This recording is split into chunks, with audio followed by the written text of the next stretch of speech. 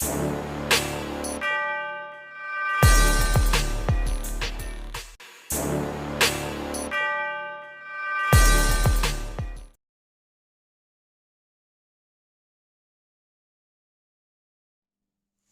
Friends, कैसे हैं आप लोग। टाइम्स के यूट्यूब चैनल पर एक बार फिर से आपका स्वागत है और मैं टी कमचंद। हम बात कर रहे थे lecture technical education mathematics paper second के सॉल्यूशन का, और हमने क्वेश्चन नंबर 14 तक लास्ट पार्ट नंबर 2 में कंप्लीट कर लिया था। आज बात करते हैं क्वेश्चन नंबर 15 से आगे पार्ट नंबर 3 के अंदर। ध्यान से देखो, क्वेश्चन नंबर 15 में क्या दिया हुआ है। आपके पास में एक फंक्शन डिफाइन करके दिया हुआ और आपको निकालना है इस फंक्शन का हेंकल ट्रांसफॉर्म। क्वेश्चन के अंदर बोला गया है कि आपके पास में एक फंक्शन है और उस फंक्शन का आपको क्या करना है, हेंकल ट्रांसफॉर्म कैलकुलेट करना है। आप ध्यान से देखो, फंक्शन जो आपको दिया हुआ है वो फंक्शन किस फॉर्म में दिया हुआ है, x की पावर v और h of a minus x। यहां पर h का मतलब क्या है, डिफाइन करके नहीं दिया हुआ है, लेकिन जनरली हमें पता हो कि h of x minus a जो होता है उसको बोलते हैं हेवी साइड फंक्शन, और वो हमारा क्या होता है, यूनिट स्टेप फंक्शन। अब ध्यान से देखो, हेंकल ट्रांसफॉर्म निकालने के लिए बोला गया, और लास्ट लेक्चर में मैंने आपको हेंकल ट्रांसफॉर्म की डेफिनेशन बताई थी। किसी फंक्शन f(x) का जो हेंकल ट्रांसफॉर्म होता है वो क्या होता है, एक इंटीग्रेशन होता है 0 से इनफाइनाइट के बीच में, और यहां से लेकर के यहां तक की जो क्वांटिटी है उस हेंकल ट्रांसफॉर्म का क्या कहलाती है, कर्नल कहलाती है। ध्यान से देखो, ये क्वांटिटी जो होती है वो हेंकल ट्रांसफॉर्म का कर्नल कहलाती है। मैं बार बार बता चुका हूं, जितने भी ट्रांसफॉर्म है वो ट्रांसफॉर्म सारे के सारे किसी न किसी कर्नल की सहायता से निकाले जाते हैं। हेंकल ट्रांसफॉर्म में जो कर्नल निकाला जाता है वो कर्नल इस जो हेंकल ट्रांसफॉर्म है उस हेंकल ट्रांसफॉर्म में जो इंटीग्रेशन निकाला जाता है वो इस कर्नल की सहायता से निकाला जाता है। fx का निकाले तो fx और dx, यहां पर जो jn है वो jn का मतलब होता है Bessel function of n degree. अब ध्यान से देखो, आगे एक चीज यहां पे हमारे फंक्शन में डिफाइन की हुई है जो है h of a minus x, लेकिन हमने पढ़ा है कि हेवी साइड फंक्शन या यूनिट स्टेप फंक्शन जो होता है वो कितना होता है, h of x minus a। तो जस्ट हम क्या करेंगे, इसको निकालने के लिए x को ऐसे रिप्लेस कर देंगे, ऐसे x को रिप्लेस कर देंगे। लेकिन पहले देखते हैं कि यूनिट स्टेप फंक्शन होता क्या है। यूनिट स्टेप फंक्शन ये डिफाइन करके आपके पास में है कि जब इस फंक्शन के अंदर x की वैल्यू ग्रेटर देन a है तो वैल्यू कितनी होती है, 1 होती है, और x की वैल्यू जब लेस देन a है तो उसकी वैल्यू कितनी होगी, 0 होगी। सिंपल सी बात। हमें क्या कैलकुलेट करना है, h of a minus x। तो h of a minus x calculate करेंगे तो क्या हो जाएगा, x less then a, x की जगह a रख दो, a की जगह x रख दो, x लेस देन a पे कितना होगा, 1 होगा, और x ग्रेटर देन a की बात करें तो उसकी वैल्यू कितनी होगी, 0 होगी। अब ध्यान से देखो, हम निकालते हैं हेंकल ट्रांसफॉर्म। हम हेंकल ट्रांसफॉर्म की डेफिनेशन ये रही, यहाँ पे अप्लाई करते हैं, ये 0 से लेकर के इंफिनिटी तक। अब ध्यान से देखो, क्वेश्चन के अंदर जो हमारी चारों ऑप्शन है उन चारों ऑप्शन के अंदर आपके पास में किस फॉर्म में आंसर है, v के फॉर्म में आंसर है। तो इसका मतलब जो आपके पास में बेसल फंक्शन है उस बेसल फंक्शन की डिग्री को n नहीं लेकर के क्या दिया हुआ, v दिया हुआ है। तो मैं भी क्या करता हूं, हेंकल ट्रांसफॉर्म को v के फॉर्म में निकालता हूं। तो ये लिख दिया मैंने FVP, जो हेंकल ट्रांसफॉर्मेशन है, p यहाँ पे क्या होता है, पैरामीटर होता है, h मतलब हेंकल ट्रांसफॉर्म किस फंक्शन का, fx का। जस्ट n की जगह यहाँ पे v पुट कर दो और फंक्शन की वैल्यू पुट कर देते। अब ध्यान से देखो, यहाँ पे लिमिट है 0 से इनफाइनाइट, और हमारे पास में h of a minus x जो है वो डिफाइन करके दिया हुआ है a पर। a से अगर इसकी वैल्यू जो है वो लेस देन है तो उसकी वैल्यू कितनी होगी, 1। x की वैल्यू लेस देन a, और ये इंटीग्रेशन करता है x की वैल्यू आपके पास में ग्रेटर देन कितनी है, 0। इसका मतलब जब 0 से a के बीच में x की वैल्यू होगी तो उसकी वैल्यू कितनी हो जाएगी, 1, और बाकी रिमेनिंग पार्ट कितना, 0। तो जैसे इस इंटीग्रेशन को 0 से a में लिखेंगे तो इसकी वैल्यू 1 होगी। यहाँ पे v है पावर, यहाँ पे 1 है तो v प्लस 1 और jv प्लस 1, इसको मैं क्या देता हूँ, इक्वेशन नंबर 1। इसका मतलब ये हेंकल ट्रांसफॉर्म जो है fx का वो कितना आ गया, ये आ गया। अब हमें क्या करना है, सिंपली इसको कैलकुलेट करना है, लेकिन हमें ध्यान देना होगा यहाँ पर हमारे इंटीग्रेशन के अंदर जो है वो क्या आ रहा है, बेसल फंक्शन आ रहा है, या ये इंटीग्रेशन जो है वो बेसल फंक्शन को क्या कर रहा है, इन्वॉल्व कर रहा है। इस सिचुएशन में हम क्या करेंगे, बेसल फंक्शन की प्रॉपर्टी को यूज करते हैं और इस इंटीग्रेशन को सॉल्व करते हैं। बेसल फंक्शन की एक सिंपल सी प्रॉपर्टी होती है कि इसका डिफरेंशिएशन, यहाँ पर ऑफकोर्स ये भी बेसल फंक्शन है v प्लस 1 डिग्री का, उसको मल्टीप्लाई करें इससे, इसका डिफरेंशिएशन ये होता है। तो हम क्या करेंगे, जैसे दोनों तरफ इंटीग्रेट करेंगे तो ध्यान से देखो, यहां से यहां तक की जो क्वांटिटी है वो हमारे इस इंटीग्रेशन में आ रही है, और इसके वैल्यू निकालनी तो दोनों तरफ क्या करते हैं, हम 0 से a के बीच में इसको इंटीग्रेट करते हैं, ये p को डिवाइड कर देंगे, ये क्वांटिटी मेरे पास में आ गई जो किसके इक्वल है, इस हेंकल ट्रांसफॉर्म f of t के इक्वल है। यहाँ पे आपने देखा होगा ये इंटीग्रेशन है, ये डिफरेंशिएशन, और इंटीग्रेशन और डिफरेंशिएशन जो होते हैं वो एक दूसरे के रिवर्स प्रोसेस होते हैं। मींस ये जो इंटीग्रेशन है उस डिफरेंशिएशन क्या कर देगा, कैंसिल आउट हो जाएगा। इसके डिफरेंशिएशन का इंटीग्रेशन क्या होगा, जस्ट इसके अंदर जो क्वांटिटी वो ही आ जाएगी। यहाँ 0 से a, यहाँ पे लिमिट लगाएंगे, 0 से a लिमिट लगाएंगे, पुट करेंगे, और आपका आंसर कौन सा आ गया, ये हम देखते हैं हमारे क्वेश्चन के अंदर। तो ये कौन से ऑप्शन में दे रखा है, ऑप्शन नंबर 3 के अंदर आपका क्या होगा करेक्ट आंसर। तो यहाँ पर क्या करना था, जस्ट हमें हेंकल ट्रांसफॉर्म की डेफिनेशन को यूज करना था। अब बात करते हैं हम लोग क्वेश्चन नंबर 16 की। ये था हमारे पास में क्वेश्चन नंबर 5। क्वेश्चन नंबर 16 देखते हैं।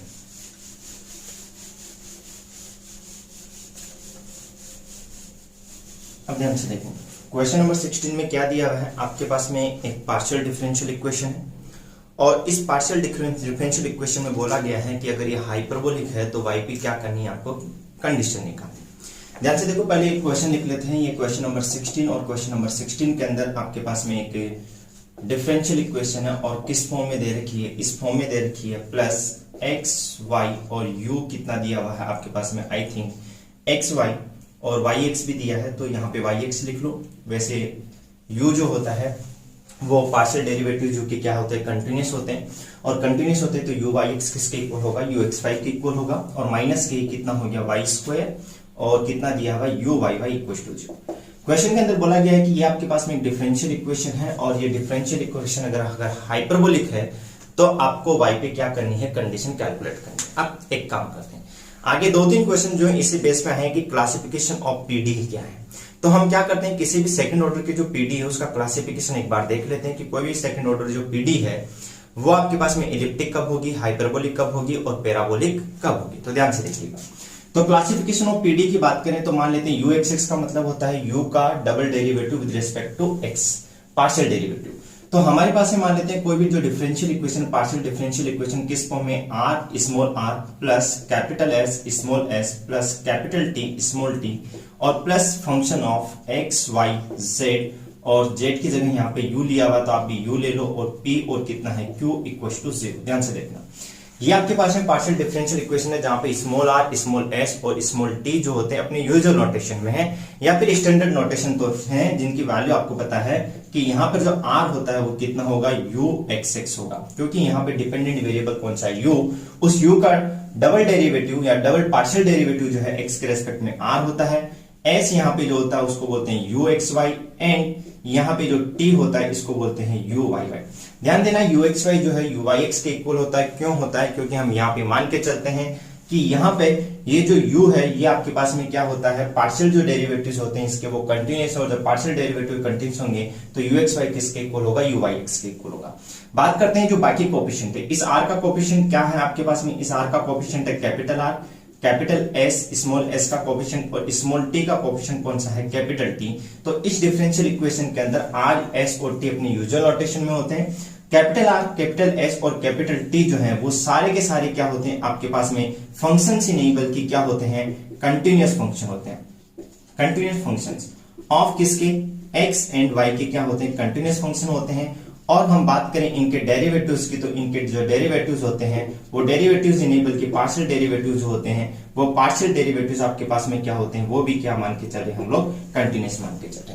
तो ये आपके पास में एक सेकंड ऑर्डर की जनरल आपके पास में एक पीडी लिखी हुई है, और ये पीडी के अंदर जो होता है वो कैपिटल आर, कैपिटल एस और कैपिटल टी जो है वो आपके पास में कंटिन्यूअस फंक्शंस होते हैं किसके, एक्स और वाई के।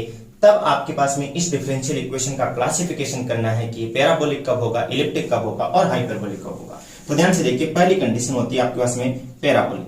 तो ये जो आपके पास में डिफरेंशियल इक्वेशन दे रखी है, ये डिफरेंशियल इक्वेशन आपके पास में पैराबोलिक होगी यदि यहाँ पे हम क्या करते हैं, एस स्क्वायर माइनस 4rt की वैल्यू किसके इक्वल हो, 0 के इक्वल। एस आपके पास में ये रहा, आर आपके पास में ये रहा, टी आपके पास में ये रहा, यहाँ पे पुट करते हैं और पुट करने पर यदि हमें लगता है इसके वैल्यू 0 है तो ये डिफरेंशियल इक्वेशन क्या होगी, पैराबोलिक टाइप की होगी। दूसरा आपके पास में होता है जो नोट वर्ड होता है उसको बोलते हैं इलिप्टिक, और इलिप्टिक आपके पास में होगा यदि इसके अंदर एस स्क्वायर माइनस 4rt की जो वैल्यू है वो कितनी आ जाए, लेस देन 0 आ जाए।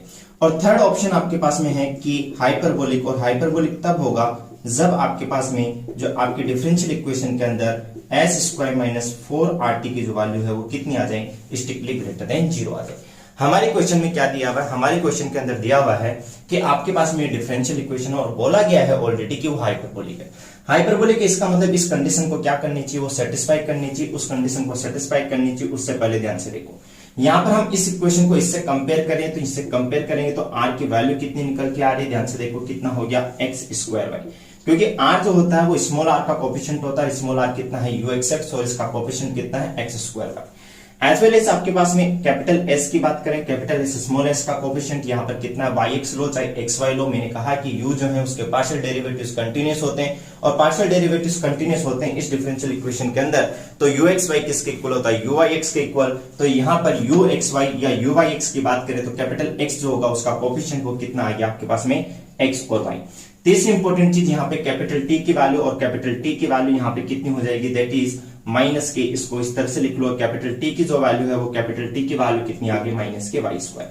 अब हमें क्या कैलकुलेट करना है, हमें क्वेश्चन के अंदर दिया हुआ है कि ये जो डिफरेंशियल इक्वेशन है वो डिफरेंशियल इक्वेशन कैसी है, हाइपरबोलिक है। और अगर हाइपरबोलिक है तो एस स्क्वायर माइनस 4rt जो है इसकी वैल्यू क्या होनी चाहिए, स्ट्रिक्टली ग्रेटर देन 0 होनी चाहिए।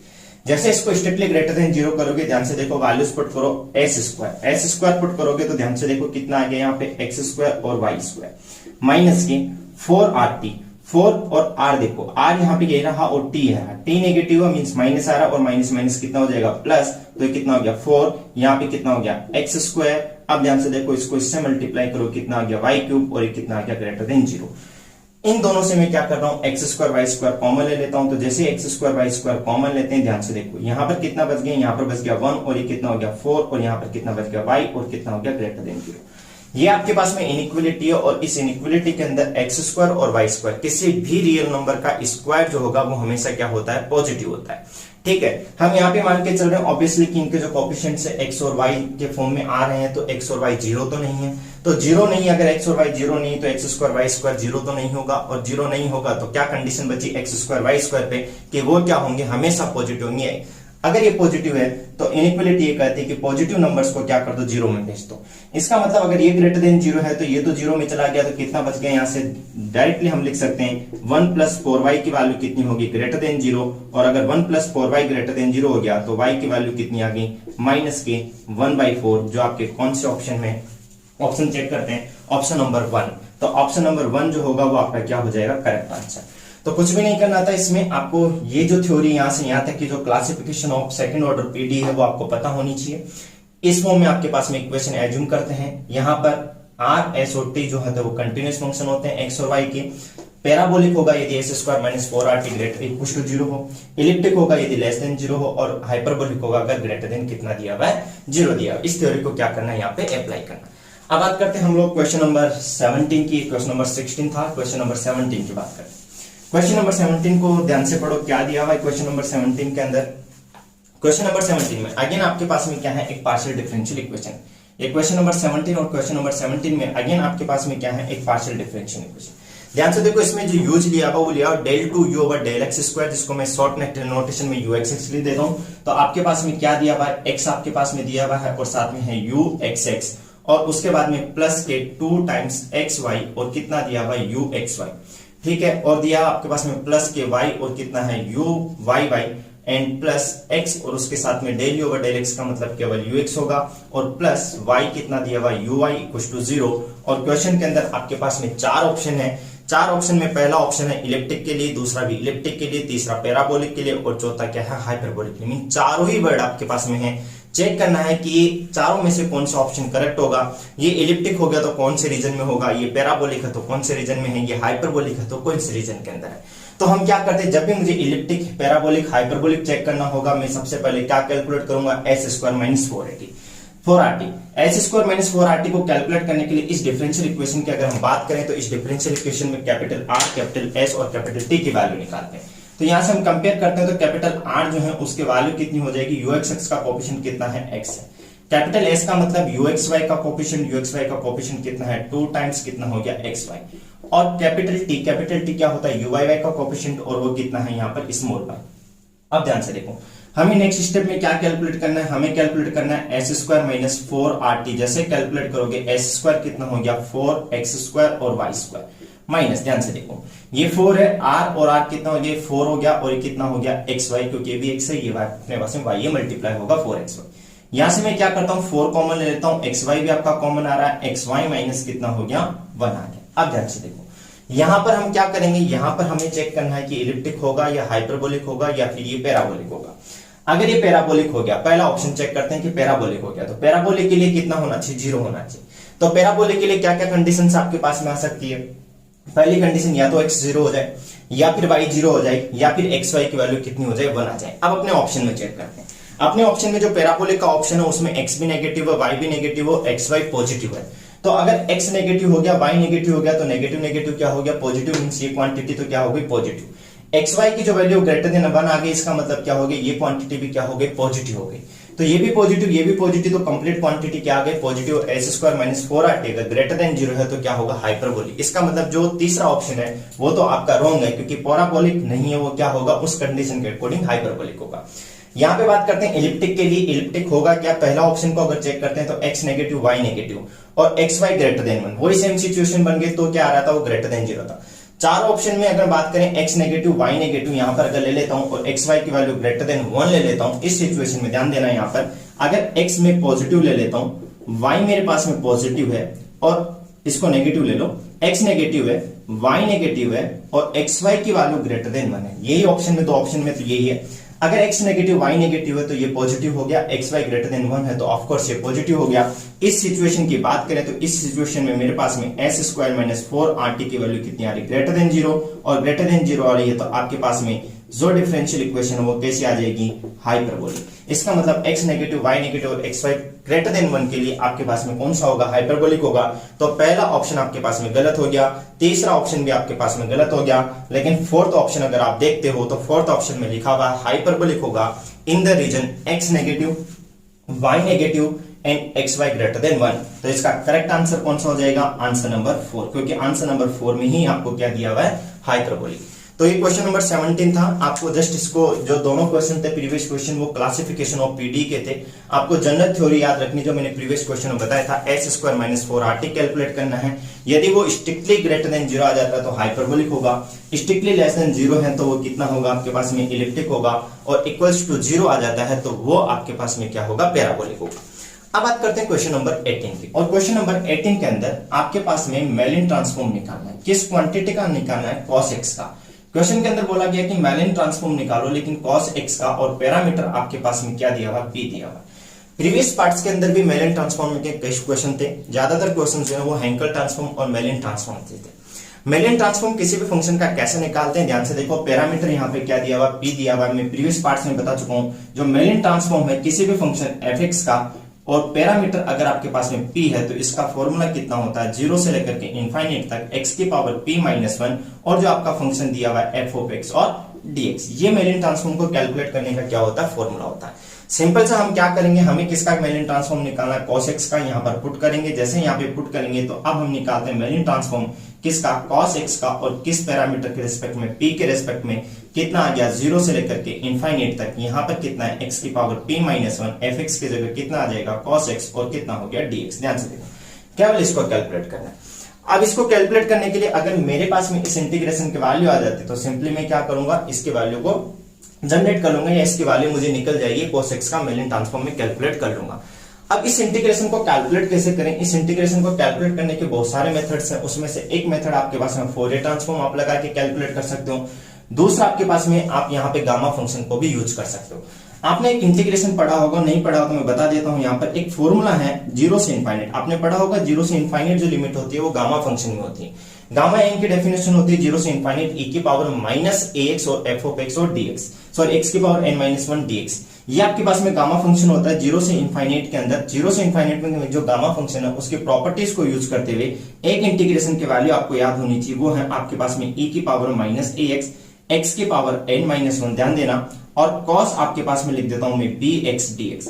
ये इंटीग्रेशन है, इसके वैल्यू हम क्या करते हैं इसको कैलकुलेट करते हैं हम गामा फंक्शन से। तो इसकी जो वैल्यू आती है वो आती है आपके पास में गामा n। स्टैंडर्ड रिजल्ट आपको याद होना चाहिए, कहीं पे भी यूज हो जाता है। गामा n और कितना हो गया a² + b² और इसकी पावर जो है वो कितनी आ गई n/2 और cos कितना होगा n थीटा। लेकिन इंपॉर्टेंट चीज यहाँ पे है कि थीटा कितना होगा, तो जो थीटा होता है वो होता है tan इनवर्स b/a। हम भी क्या करेंगे इस फॉर्मूले को यहाँ पे यूज करते हैं। जब इस फॉर्मूले को यूज कर रहे हैं तो ध्यान से देखो यहाँ पर इस फॉर्मूले के अंदर हमारे क्वेश्चन के अंदर जो डाटा है ये रहा। इसको अगर हम कंपेयर करते हैं तो यहाँ पर हमें जो n की वैल्यू है वो तो कितनी है p, x की पावर p - 1, यहाँ पे x की पावर n-1, तो n की वैल्यू तो कितनी हो गई p हो गई। ध्यान से देखो यहाँ पर e की पावर -x का कोई भी फैक्टर नहीं है, तो e की पावर x यदि मैं यहाँ पे a = 0 ले लेता हूं तो यहाँ पे बन जाएगा 1 बन जाएगा।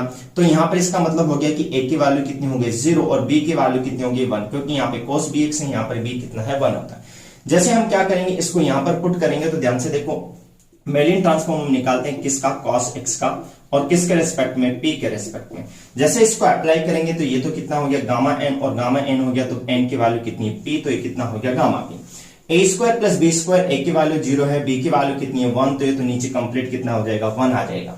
यहां बच गया cos n थीटा, और ध्यान से देखो ये हो गया cos, और मैं n की जगह कितना लिख दूंगा p, और कितना हो गया थीटा। अब हम क्या करते हैं, थीटा को कैलकुलेट करते हैं, और थीटा कितना होगा tan इनवर्स और b अपॉन b की वैल्यू कितनी यहाँ पर 1, और इसकी वैल्यू कितनी है 0, ये किसकी ओर टेंड करेगा इनफाइनाइट की ओर, तो इसकी वैल्यू कितनी हो जाएगी पाई बाई 2। इसका मतलब थीटा की वैल्यू कितनी आ गई पाई बाई 2। जैसे यहाँ पे पुट करेंगे फाइनल आंसर कितना आ गया, गामा आपके पास में आ गया, p आपके पास में आ गया, और cos और कितना आ गया p पाई बाई 2। चार ऑप्शन चेक करते हैं, लेकिन यहाँ पर जो है क्वेश्चन आप अगर ऑप्शन देखते हो तो ऑप्शन के अंदर आपके पास में पहले ऑप्शन के अंदर है gamma p cos p pi by 2, लेकिन वहां पे साइड में आपके पास में लिखा हुआ कि रियल पार्ट ऑफ p जो है वो क्या होना चाहिए, स्ट्रिक्टली ग्रेटर देन 0 और स्ट्रिक्टली लेस देन 1 होना चाहिए।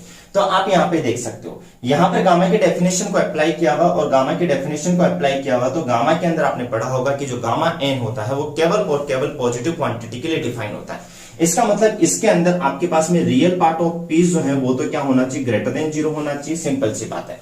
अब बात करते हैं cos p पाई बाई 2। आपको पता है कि cos की जो मैक्सिमम वैल्यू होती है वो कितनी होती है 1 होती है। cos के मैक्सिमम वैल्यू 1 होती है, तो जैसे आप 1 रखोगे तो cos पाई बाई 2 कितना हो गया, ये तो आपके पास, अब देखो ये 1 होती है, इसके मैक्सिमम वैल्यू 1 होगी, इसका मतलब 1 किस में मिलेगा आपके पास में। अब इसको कैलकुलेट करते हैं, तो इसको कैलकुलेट करोगे तो p पाई बाई 2 की वैल्यू कितनी होनी चाहिए आपके पास में, लेस देन इक्वल टू 1 होनी चाहिए, और p pi by 2 less than equal to 1 कब होगा, जब p की वैल्यू कितनी हो जाएगी लेस देन 1। तो यहाँ पे हम क्या करेंगे, real part of p greater than 0 और रियल पार्ट ऑफ p की बात करें तो वो कितना आ जाएगा आपके पास में लेस देन 1। यहाँ से आप सिंपली देख सकते हो इस फॉर्मूले से। तो ऑप्शन नंबर 1 जो है आपके पास में, ऑप्शन नंबर 1 क्या हो जाएगा आपके पास में, एक करेक्ट ऑप्शन हो जाएगा, ठीक है। तो इसका रीजन जो है, रीजन ऑफ कन्वर्जेंस जो है वो क्या होगा, p greater than 0, real part of p greater than 0, real part of p less than 1। Real part की इसलिए बात करें कि p जो पैरामीटर है आपका, वो p पैरामीटर इस कॉम्प्लेक्स के अंदर आपके पास में रियल भी हो सकता है और कॉम्प्लेक्स भी हो सकता है। रियल है तब तो हम सिंपली p लिख देंगे, लेकिन अगर कॉम्प्लेक्स है तो उसका रियल पार्ट क्या होना चाहिए, ग्रेटर देन 0। और वैसे भी हम गामा फंक्शन की डेफिनेशन पढ़ते हैं, तो गामा फंक्शन की जो डेफिनेशन होती है गामा n, उस गामा n के अंदर यदि आपके कैलकुलेट करते हो 0 से लेकर के इनफाइनाइट तक e की पावर माइनस x, x की पावर n माइनस 1 और dx आप कैलकुलेट करते हो, यदि n यहाँ पर एक कॉम्प्लेक्स नंबर है तो उस सिचुएशन में उसका जो रियल पार्ट होता है n का, वो क्या होना चाहिए, स्ट्रिक्टली ग्रेटर देन 0। ये था हमारे पास में क्वेश्चन नंबर 18। और अब बात करते हैं हम लोग क्वेश्चन नंबर 19। क्वेश्चन नंबर 19 और क्वेश्चन नंबर 20 को अगर हम देखते हैं दोनों ही क्वेश्चनों को, तो दोनों ही क्वेश्चन के अंदर ग्रीन फंक्शन को यूज में लिया हुआ है। ग्रीन फंक्शन आपको कैलकुलेट करना है दोनों ही क्वेश्चन में, लेकिन जो पहला पार्ट है क्वेश्चन नंबर 19 के हम पहले बात करते हैं, इसमें ग्रीन फंक्शन किसी और फॉर्म में पूछा है, और क्वेश्चन नंबर 20 के अंदर ग्रीन फंक्शन किसी और फॉर्म में पहुंचा। तो सबसे पहले हम क्वेश्चन नंबर 19 की बात करते हैं। क्वेश्चन नंबर 19 के अंदर आपको क्या दिया हुआ, ध्यान से देखो, आपको एक डिफरेंशियल इक्वेशन का एक बाउंड्री वैल्यू प्रॉब्लम है, और y double dash equal to आपके पास में कितना दे रखा है, 0 दे रखा है। और क्वेश्चन के अंदर बोला गया है कि y ऑफ 0 और आपके पास में कितना है, y of l equal to कितना है, 0 है। ये बाउंड्री वैल्यू प्रॉब्लम है, और बाउंड्री वैल्यू प्रॉब्लम के लिए आपको पूछा गया है कि इसका ग्रीन फंक्शन कौन सा होगा। इसको ऑप्शन से बिल्कुल भी सॉल्व नहीं कर सकते, क्योंकि ग्रीन फंक्शन तो आप कैसे लगाओगे ट्रिक, तो हम देखेंगे कि 20 के अंदर हम जब ग्रीन फंक्शन निकालेंगे तो पूरा निकालने की जरूरत नहीं है, थोड़ा निकालेंगे हम, इसके ऑप्शन से भी इसको कर देंगे, हालांकि इसको पूरा कैलकुलेट भी करेंगे हम लोग। लेकिन सबसे पहले देखते हैं कि ग्रीन फंक्शन को निकालते कैसे हैं, ग्रीन फंक्शन होता क्या है, और उसके बाद में इस क्वेश्चन पे मूव करते हैं। ग्रीन फंक्शन की बात करते हैं, और ग्रीन फंक्शन के लिए मैं आपके पास में एक डिफरेंशियल इक्वेशन लिख रहा हूं, जिसको बोलते हैं Sturm Liouville non homogeneous problem. Sturm Liouville non homogeneous problem आपके पास में सपोज एल ऑफ इस फॉर्म में लिखी हुई है, एल ऑफ वाई, और L of y equal to चाहो तो आप एफ एक्स ले लो, और कहीं ऑर्डर्स जो होते हैं यहाँ पर माइनस एफ एक्स लेते हैं। या फिर मैं इस तरह से इस प्रॉब्लम को अगर ले लूं कि पी एक्स आपके पास में है और वाई डेस इसका होल डेस ये आपके पास में है, और प्लस इसके साथ में ले लेता हूं क्यू ऑफ एक्स और कितना है वाई, और इक्वल टू या प्लस आप इसको एफ एक्स इक्वल टू 0। ध्यान देना यहाँ पर, यदि यहाँ पे एफ एक्स इक्वल टू 0 हो गया तो प्रॉब्लम कैसे बन जाएगी, होमोजीनियस प्रॉब्लम बन जाएगी। फिलहाल यहाँ पे एफ एक्स 0 नहीं है, तो ये कैसे प्रॉब्लम होगी, नॉन होमोजीनियस। इंपॉर्टेंट चीज यहाँ पे एक और ध्यान रखने, कई ऑर्डर इस एफ एक्स को यहाँ पे लिखते हैं, कई ऑर्डर जो है इक्वल टू कितना लिखेंगे, एफ एक्स। अगर मैं इक्वल टू इसको उधर लेके जाऊं तो कितना हो जाएगा माइनस एफ एक्स। मैं आगे चल के बताऊंगा कि यदि आपके पास में इक्वल टू माइनस एफ अगर आप लेते हो तो आपको वहां पे माइनस लेना। अगर यहाँ पे आप इक्वल टू एफ एक्स केवल ले रहे हो तो आगे भी आपको फॉर्मूले में ग्रीन फंक्शन के में प्लस एफ ही लेना है। फिलहाल मैं ये लेके चल रहा हूं। ये आपके पास में क्या दी हुई है, एक डिफरेंशियल इक्वेशन दी हुई है। ध्यान देना इस डिफरेंशियल इक्वेशन के अंदर आपको जो क्वेश्चन में दिया हुआ वो बाउंड्री कंडीशंस दी हुई है। तो यहां पर भी हम क्या करेंगे, बाउंड्री कंडीशंस को लेंगे। तो आपके पास में आपने जनरल डिफरेंशियल इक्वेशन मान ली और इसकी जो बाउंड्री कंडीशंस है वो बाउंड्री कंडीशंस आपने मान ली। अब बाउंड्री कंडीशन में किस फॉर्म में माना हूं ध्यान से देखना, a1 और आपके पास में है y ऑफ a और प्लस a2 आपके पास में है y dash a equal to 0 and इसी को ले लेता हूं मैं b1 और कितना हो गया y ऑफ b और प्लस b2 और कितना हो गया y dash b equal to 0। मान लेते हैं आपके पास में बाउंड्री कंडीशन इस फॉर्म में दे रखी है। यहाँ पे ध्यान देना जब ये डिफरेंशियल इक्वेशन दे रखी है तो आपके पास में जो यहाँ पे x है उस x की वैल्यू जो है वो a से a और b के बीच में क्लोज इंटरवल a से b के बीच में x की वैल्यू, ये आपकी प्रॉब्लम है। इसको हम कंपेयर करेंगे बाद में। यहाँ पे हम क्या करेंगे, बाउंड्री कंडीशन इस फॉर्म में दे रखी है। ध्यान देना जब बाउंड्री कंडीशन दे रखी है तो यहाँ पे साफ साफ ये होता है कि mod a1 plus mod a2 जो है वो भी आपका जीरो नहीं होना चाहिए, modulus of b1 plus modulus of b2 जो है वो भी जीरो नहीं होना चाहिए। और इसी को कंबाइंड फॉर्म में हम बोलते हैं कि ये जो आपके पास में बाउंड्री कंडीशंस है ये कैसी हैं, सेपरेटेड है। सेपरेटेड के साथ साथ आप देखो यहाँ पर कोई भी 1 2 3 इस प्रकार का नहीं लिखा हुआ है, तो ये कैसी है, प्लस आपके पास में होमोजीनियस। तो इसको बोलते हैं हम कि आपके पास में ये आपके पास में एक डिफरेंशियल इक्वेशन है जिसकी जो कंडीशन है वो कैसी है, boundary condition separated homogeneous condition. ध्यान देना यहाँ पर a1 a2 की बात करें, a1 a2 b1 और b2 की बात करें तो ये सारे के सारे जो है वो कैसे कांस्टेंट होते हैं, रियल कांस्टेंट होते हैं। ये आपके पास में क्या बन गया, एक फॉर्मेट बन गया डिफरेंशियल इक्वेशन का। कोई भी डिफरेंशियल आपकी इक्वेशन इस फॉर्म में दी होगी तब आपको क्या करना है, इसका ग्रीन फंक्शन कैलकुलेट करना है। ग्रीन फंक्शन होता क्या है, ग्रीन फंक्शन हम बाद में समझेंगे। सबसे पहले अगर आपके पास में ये डिफरेंशियल इक्वेशन है तो इसका जो सॉल्यूशन होता है, it's solution is given by, इसका सॉल्यूशन क्या होगा आपके पास में ये डिफरेंशियल इक्वेशन, तो इसका जो सॉल्यूशन है वो कितना होता है, उसको डिनोट करते हैं y ऑफ x को। ऑब्वियसली y के अंदर डिफरेंशियल इक्वेशन है तो y ऑफ x और कहां से कहां आपके पास में a से b तक, और जो इसका सॉल्यूशन हम कैलकुलेट करते हैं वो एक कर्नल की सहायता से कैलकुलेट करते हैं जिसे को हम बोलते हैं ग्रीन फंक्शन gxs और कितना हो गया f ऑफ s और ds। ध्यान देना यहाँ पर f ऑफ s कौन सा है, ये वाला है, जो x है उसके जगह आपको s पुट करना है। ये आपके पास में क्या हो गया, ये आपके पास में इसका सॉल्यूशन निकालने का तरीका हो गया।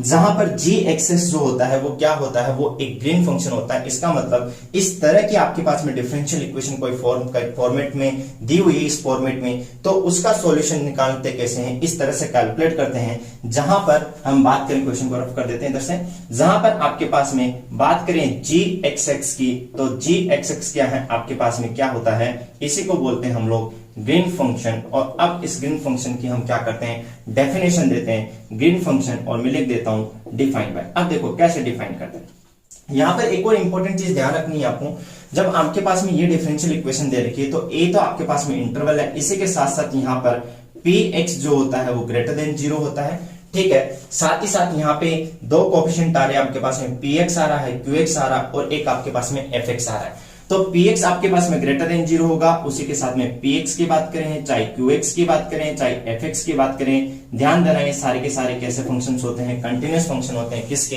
x के। तो इस डिफरेंशियल इक्वेशन के अंदर px तो पॉजिटिव होता है, as well as px, qx और fx जो होते हैं वो क्या होते हैं, कंटीन्यूअस फंक्शन होते हैं। चलो अब बात करते हैं हम लोग ग्रीन फंक्शन की। मैंने कहा कि इसका सॉल्यूशन इस तरह से निकालते हैं जहां पर gxs जो होता है वो ग्रीन फंक्शन होता है। और अब ग्रीन फंक्शन को कैसे कैलकुलेट करते हैं, ध्यान से देखो, gxs इसको हम क्या करेंगे, इस तरह से सेपरेटेड फॉर्म में लिखेंगे। तो ध्यान देना यहाँ पर मेरे पास में एक है a, एक मेरे पास में b है और बीच में मैं ले लेता हूं x, यहाँ पे जिसको कैलकुलेट करना है। एक बार s को आपको यहां लेना है, एक बार यहां पे लेना, मींस s की वैल्यू जब a से किसके बीच में हो, x के बीच में हो। तो जब आपके पास में जो s है, या इस तरह से लिखो कि s की वैल्यू कितनी हो गई, s और किसके बीच में हो, इस x के बीच में, सॉरी, तो आपके पास में कितना होगा। कैलकुलेट कैसे याद रखोगे, देखो यहाँ पे s है, इस तरह से बना लेना, s पहला किसके, a और x के बीच में है। अब हम सॉल्यूशन लिखेंगे तो यहाँ पे ध्यान से देखो, अब यहाँ पे हम बात करते हैं, एक आपके पास में दो सॉल्यूशन इसके निकालेंगे, मैं भी नीचे लिखूंगा, एक आपके पास में है y1 और एक आपके पास में y2। तो y1 तो किसके करेस्पॉन्डिंग आएगा, इसके, a और b तो मेरे पास में क्या फिक्स है, यहाँ पर जो आपके पास में वेरिएबल्स आ रहे हैं वो वेरिएबल्स कितने आ रहे हैं एस और एक्स। तो y1 इसके करेस्पॉन्डिंग y2 इसके करेस्पॉन्डिंग y1 y2 आपको इस ऑर्डर में चलना है तो कितना हो जाएगा ध्यान से देखना है। यहाँ पर y1 और कितना लिखेंगे s और y2 कितना हो गया आपके पास में x, इसके करेस्पॉन्डिंग y1 इसके करेस्पॉन्डिंग y2। एक और इंपॉर्टेंट चीज जो मैं आपको पहले बताया था कि यहाँ पर कई ऑर्डर जो है इक्वल टू कितना लेते हैं fx। मैं अगर इसको उधर लेके जाऊंगा तो कितना हो जाएगा माइनस fx। अगर यहाँ पर आपके पास में माइनस fx बन रहा है या आप इस फॉर्मेट में मान रहे हो तो आपको यहाँ पर क्या करना है माइनस साइन लेके चलना है। अगर यहाँ पे मैं केवल इक्वल्स टू fx लिखता तो वहां पे कितना ले लेते हम प्लस ले लेते। अब बात करते हैं नीचे वाले पोर्शन की, इसमें आएगा px और wx। अभी मैं डिफाइन करूंगा कि यहाँ पे y1 क्या है y2 क्या है, p तो आपके पास में ये रहा क्वेश्चन के अंदर दिया हुआ है और w ऑफ x क्या है उसके बाद में बात करेंगे। अब देखो ये तो पहला पार्ट हो गया कि जब s जो आपका a से x के बीच में, अब बात करते हैं जब s आपका किसके किसके बीच में है, आपका s जो है वो x के बीच में, तो x less than equal to s और लेस देन इक्वल टू कितना हो गया p। अब वही सीरियल चलाते हैं वापस। y1 क्या होगा, वेरिएबल दो वेरिएबल है तो पहला वाला y1 और दूसरा वाला y2, तो यहाँ पर कितना आ जाएगा माइनस साइन के साथ में y1 कितना आ जाएगा। अब आपके पास में x और y2 की वैल्यू कितनी हो गई s और कितना हो गया नीचे p ऑफ x और w ऑफ x। अब ध्यान से देखो यहां पर तीन चीजें आ रही हैं। एक आपके पास ना तो मैंने y1 अभी तक बताया, ना मैंने आपको y2 बताया, ना मैंने आपको wx बताया, सिर्फ आपको px पता है जो आप इससे क्या करोगे कंपेयर करोगे। ग्रीन फंक्शन जब निकाल रहे हैं तो यहाँ पर y1 y2 और px और wx से पहले हम एक काम करते हैं, पहले w ऑफ x को समझ लेते हैं। यहाँ पर जो w ऑफ x होता है इस w ऑफ x को बोलते हैं रॉन्स्कियन। क्या होता है ये रॉन्स्कियन। रॉन्स्कियन जो होता है ये होता है आपके पास में w ऑफ x और इस w ऑफ x की वैल्यू कितनी होती है डिटरमिनेंट। आपके पास में y1 और y2 तो यहाँ पर y1 लिखेंगे, यहाँ पर y2 लिखेंगे, इस y1 का डिफरेंशिएशन और ये y2 का डिफरेंशिएशन, इसको हम क्या करेंगे कैलकुलेट करेंगे। ये आपके पास में wx होता है। अब बात करते हैं कि y1 और y2 क्या है, लेकिन उससे पहले ध्यान देना यहाँ पर जब आप रॉन्स्कियन कैलकुलेट कर रहे हो तो सिंपल सी बात है कि यहाँ पर जो रॉन्स्कियन w ऑफ x है इस रॉन्स्कियन की वैल्यू जीरो नहीं होनी चाहिए, क्योंकि रॉन्स्कियन की वैल्यू अगर जीरो हो गई तो ग्रीन फंक्शन क्या होगा डिफाइन नहीं होगा। तो यहाँ पर जो है आपके पास में इस रॉन्स्कियन की वैल्यू जो है वो जीरो नहीं होनी चाहिए। अब ध्यान से देखो आपने पढ़ा होगा स्पेशली रॉन्स्कियन, आपने लीनियर अलजेब्रा में भी आप ये चीज पढ़ते हो, रॉन्स्कियन की वैल्यू अगर जीरो आ गई इसका मतलब क्या होगा, किन्हीं भी दो क्वांटिटी के लिए अगर रॉन्स्कियन की वैल्यू जीरो आ जाती है इसका मतलब वो दोनों क्वांटिटी जो होती है वो एक दूसरे पे क्या होती है डिपेंडेंट होती है। इसके मतलब ये बात करें हम लोग कि अगर इस रॉन्स्कियन की वैल्यू जीरो हो गई तो y1 और y2 जो है वो क्या है एक दूसरे पे डिपेंडेंट है, या क्या हम बात करें कि डिपेंडेंट सॉल्यूशन। हम अभी बात करेंगे कि y1 और y2 यहाँ पर सॉल्यूशन है। इसका मतलब ये हो कि अगर रॉन्स्कियन की वैल्यू जीरो आ गई तो y1 और y2 क्या हो जाएगा डिपेंडेंट हो जाएगा। अब बात करें कि हमें क्या लेना है, हमें इस तरह से लेना है कि wx जो है नॉन जीरो आना चाहिए, नॉन जीरो आना चाहिए इसका मतलब y1 और y2 क्या डिपेंडेंट नहीं है, और डिपेंडेंट नहीं है तो इनको हम क्या बोलेंगे इंडिपेंडेंट है। इसका मतलब सिंपल सी बात है जब आप y1 और y2 कैलकुलेट करने हो तो इस प्रकार से आपको कैलकुलेट करना है कि वो y1 और y2 एक दूसरे के क्या होने चाहिए इंडिपेंडेंट होना चाहिए, एक दूसरे पे डिपेंडेंट नहीं होना चाहिए। अगर एक दूसरे पे डिपेंडेंट है तो हम उसका जो ग्रीन फंक्शन है वो कैलकुलेट नहीं कर पाएंगे, उसका ग्रीन फंक्शन डिफाइन नहीं होगा। अब बात करते हैं यहाँ पे सबसे लास्ट और इस पूरे पार्ट का जो क्लाइमेक्स जिसको बोलते हैं कि यहाँ पर y1 और y2 क्या है। कई ऑथर्स लिखते हैं कि केवल y1 और y2 जो है इस जो डिफरेंशियल इक्वेशन आपको दे रखी है इस डिफरेंशियल इक्वेशन का जो होमोजीनियस पार्ट है उस होमोजीनियस पार्ट का क्या होता है केवल सॉल्यूशन होता है। नहीं, इसका सॉल्यूशन तो होगा लेकिन क्या होगा सेपरेटेड बाउंड्री कंडीशंस में। मींस y1 जो है वो इस डिफरेंशियल इक्वेशन के होमोजीनियस पार्ट का क्या होगा सॉल्यूशन होगा। होमोजीनियस पार्ट कब मिलेगा जब fx की वैल्यू कितना रख दूंगा जीरो। मींस इसको अगर मैं जीरो रख दूं तो y1 इसका सॉल्यूशन है, लेकिन किस पर, किसी एक बाउंड्री कंडीशन, सपोज मान लेते हैं इस बाउंड्री कंडीशन पर। और y2 भी क्या है इसी का होमोजीनियस पार्ट का क्या है सॉल्यूशन। मींस इसको हटा दो जीरो रख दूं तो इस पार्ट का क्या है सॉल्यूशन, लेकिन किस बाउंड्री कंडीशन पर, इस बाउंड्री कंडीशन पर। तो मैं इधर से रफ कर रहा हूं और इसको फाइनल टच देते हैं और उसके बाद में अपने क्वेश्चन पे क्या करते हैं मूव करते हैं। अब ध्यान से देखो यहां पर हम बात करें तो यहां पर y1, यहां पे मैंने एक चीज लिख दी कि रॉन्स्कियन ये होता है, w ऑफ x ये होता है, और तीसरा पार्ट यहां पर जो ध्यान देने वाला है वो ये है कि y1 of x is the, या इस तरह से लिख दें y1x और y2x आर, ये दोनों के दोनों क्या है सॉल्यूशंस। ध्यान देना सॉल्यूशंस किसके, सॉल्यूशंस ऑफ होमोजीनियस जो भी आपके पास में दी हुई है। अब आप क्या करोगे होमोजीनियस निकालने के लिए fx की वैल्यू कितनी कर देना अपनी इक्वेशन में जीरो कर देना, होमोजीनियस और जो भी आपके पास में सेकंड ऑर्डर पीडी दी हुई है। तो y1x and y2x are solutions of homogeneous PD at boundary conditions respectively. Respective का मतलब यह है कि आप इस तरह से समझ लो कि एक सॉल्यूशन आपके पास में एक बाउंड्री कंडीशन को सेटिस्फाई कर रहा है, दूसरा सॉल्यूशन केवल दूसरी बाउंड्री कंडीशन को सेटिस्फाई कर रहा है। तो एक बाउंड्री कंडीशन को सेटिस्फाई करने वाला एक सॉल्यूशन लेंगे, दूसरी बाउंड्री कंडीशन को सेटिस्फाई करने वाला दूसरा सॉल्यूशन लेंगे, लेकिन दोनों के दोनों सॉल्यूशन किस करेंगे, होमोजेनियस पीडी के। और होमोजेनियस पीडी कैसे निकालोगे, आप एफ की वैल्यू 0 पुट कर दोगे। अब देखो ये पूरा स्ट्रक्चर हो गया हमारे इसका। अब ध्यान से देखो, मैं इस पार्ट को रहने देता हूं, पहले इस पार्ट को सॉल्व करते हैं और इस पार्ट को सॉल्व करने के लिए ध्यान से देखो अपने क्वेश्चन को देखते हैं। अपने क्वेश्चन को जब देखोगे तो आपका क्वेश्चन इस फॉर्म में दिया हुआ है, और इस फॉर्म में जब आपका क्वेश्चन दिया हुआ है तो ध्यान से देखो, क्या मैं इसको इस तरह से लिख सकता हूं, 1.y डेज का होल डेज और प्लस 0.y इक्वल टू 0 और कितना हो गया y of 0 equal to y of l equal to 0 है। इसको और बेटर इस तरह से लिख लो, ज्यादा समझ में आएगा, y of l equal to कितना हो गया 0। अब ध्यान से देखो, ये आपके पास में डिफरेंशियल इक्वेशन हो गई। अब देखो ये आपके पास में डिफरेंशियल इक्वेशन हो गए। हमें मैंने जो अभी थ्योरी बताई उससे अगर हम कंपेयर करें तो कंपेयर करते तो हमें पता चलता है कि यहां पर px के वैल्यू कितनी हो गई, 1 हो गई। क्या हमने पूरी थ्योरी पढ़ी, क्या हमें qx से कोई लेना देना है, नहीं है। क्या हमारे ग्रीन फंक्शन के अंदर किसी fx का काम आ रहा है, वो भी नहीं है। और वैसे भी हम अगर बात करें यहां पर, तो यहां पर ऑलरेडी fx की वैल्यू कितनी दी हुई है, आपके पास में 0 दी हुई है। इसका मतलब ये ऑलरेडी पहले से ही क्या दी हुई है, एक होमोजेनियस कंडीशन दी हुई है। तो सबसे पहला पार्ट हमें क्या करना होता है, px के वैल्यू 1 आ गई, मुझे wx कैलकुलेट करने के लिए क्या चाहिए, y1 और y2 चाहिए। और y1 और y2 के लिए क्या करूंगा मैं, जो मेरी डिफरेंशियल इक्वेशन दी हुई है उसको मैं उसके होमोजेनियस पार्ट के क्या निकालूंगा, सॉल्यूशन निकालूंगा। लेकिन किस पर, बाउंड्री कंडीशंस पर। एक सॉल्यूशन इस बाउंड्री कंडीशन पर, एक सॉल्यूशन में इस बाउंड्री कंडीशन पे कैलकुलेट करूंगा। उसके लिए ध्यान से देखो, क्या मुझे इसको होमोजेनियस बनाने की जरूरत है, क्या नहीं, क्योंकि यहाँ पे कोई भी ऐसा fx डिफाइन करके नहीं दिया है। हम बात करें कि fx ऑलरेडी कितना है, 0 है, तो हम क्या करेंगे, इसका सॉल्यूशन निकालेंगे। अब सॉल्यूशन निकालने के लिए ध्यान से देखो कितना दिया, y double dash equal to 0, दोनों तरफ इंटीग्रेट करते हो तो y डैश x के वैल्यू कितनी आ जाती है, सपोज मान लेते हैं c1। एक बार और इसको डिफरेंशिएट करोगे तो आपके पास में y ऑफ x की वैल्यू कितनी आ गई, c1, और इसका कितना लिख लो, x और प्लस कितना हो गया, c2। अब ध्यान से देखो, आपको दो सॉल्यूशन लेना है। एक बाउंड्री कंडीशन कौन सी, आपके पास में y ऑफ 0 इक्वल टू 0 है, और एक बाउंड्री कंडीशन आपके पास में कितनी है, y of l equal to 0। मैं सीधा फाइनल यहां से लिखूंगा, तो y1 कितना होगा, x इक्वल टू 0 पर आप 0 लिखोगे, तो जैसे 0 रखोगे यहाँ पे x इक्वल टू 0 पे 0 रखोगे, c2 की वैल्यू कितनी आ गई, 0। इसका मतलब y ऑफ x किस फॉर्म में हो गया, एक सॉल्यूशन आपका c1x के फॉर्म में हो गया। और c1 को मैं थोड़ी देर के लिए पर्टिकुलरली 1 मान लेता हूं, तो y1 ऑफ x जो है उसको तो मैं आपके कितना ले लेता हूं, x ले लेता हूं। अब ध्यान से देखना, यहाँ पर मैं y1 जो है वो इसका सॉल्यूशन तो निकाला, इसके होमोजेनियस डिफरेंशियल इक्वेशन का सॉल्यूशन तो निकाला, लेकिन किस बाउंड्री कंडीशन पे, इस बाउंड्री कंडीशन पे। अब जब दूसरा सॉल्यूशन निकालूंगा तो दूसरा सॉल्यूशन दूसरे बाउंड्री कंडीशन पे निकालूंगा, वो ये रहेंगे। जब आप पुट करोगे यहाँ पर, तो ध्यान से देखो, यहाँ पे पुट करोगे तो आप जैसे पुट करोगे यहाँ पे y of l equal to कितना, 0। ध्यान से देखना, तो कितना आ गया, c1l plus c2 equal to कितना आ गया, 0 आ गया। इसका मतलब c2 के वैल्यू कितनी आ गई, माइनस के c1 l आ गई। और जब यहाँ पे पुट करोगे और आपने l को क्या कर लिया, सॉरी c1 को कॉमन ले लिया, तो कितना बच गया, x minus l। Again c1 को मैं कितना मान लेता हूँ, l मान लेता हूँ, 1 मान लेता हूँ, सॉरी। तो y2 ऑफ x की वैल्यू कितनी आ गई, x माइनस, और यहाँ पे स्मॉल l के फॉर्म में है तो स्मॉल l ही यहाँ पे लिख देंगे, ठीक है।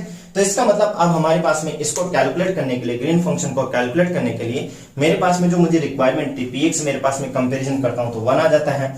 y1 और y2 मेरे पास में ये रही, बस मुझे क्या करना है, रोन्सकियन निकालना है। एक और इंपॉर्टेंट चीज जो मैं यहाँ पे यूज करूंगा, शायद हो सकता है यूज में आ जाए, कुछ ग्रीन फंक्शन की क्या होती है, प्रॉपर्टीज होती है। उसमें सबसे इंपॉर्टेंट एक प्रॉपर्टी होती है, वो ये होती है कि ग्रीन फंक्शन जो होता है उसके दोनों वेरिएबल है उसके रिस्पेक्ट में सिमेट्रिक होता है। मीन जी एक्स जो होता है वो किसके इक्वल होता है, जी एस और एक्स के इक्वल होता है। हो सकता है शायद इस क्वेश्चन में यूज में आ जाए। तो एक प्रॉपर्टी, ऐसे बहुत सारी इसकी प्रॉपर्टीज होती हैं, लेकिन एक प्रॉपर्टी आपको ये याद रखनी है। चलो हम इस अपने क्वेश्चन पे मूव करते हैं। हमने y1 निकाल लिया, हमने y2 निकाल लिया, अब हम क्या करते हैं, इसका रोन्सकियन कैलकुलेट करते हैं।